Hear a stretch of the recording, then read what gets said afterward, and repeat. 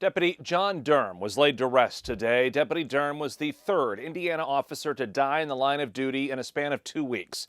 Tonight, our Hannah Gray speaks with the people who help our first responders through similar difficult times.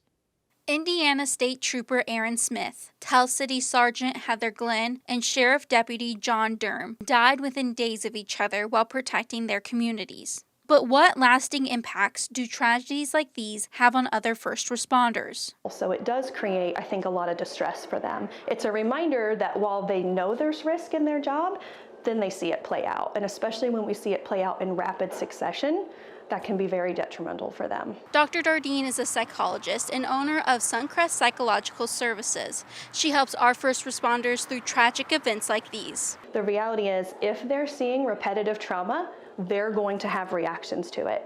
So when they see another officer or another firefighter, because there have been some national firefighter deaths locally and nationally as well lately, the reality is that does impact them because it unfortunately chips away at that persona that they're invincible, and nobody likes to feel vulnerable. Dr. Dardine says that unfortunately there aren't many mental health resources for first responders in our area. The reality is there's not a lot.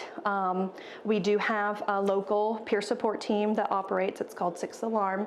We also, some of our agencies have embedded peer support teams as well. But the reality is there's not a lot in this area. In these hard times, this is what Dr. Dardine has to say to first responders. The reality is if you're seeing trauma regularly, you're going to have reactions to it. It's normal, it's expected. If you have questions about something that you're experiencing, you should absolutely call and check it out, because there's a lot of simple things that can be done, especially early on after trauma exposure, to make it better and to give you skills to combat that a little bit. Hannah Grace, Star City News, Tippecanoe County.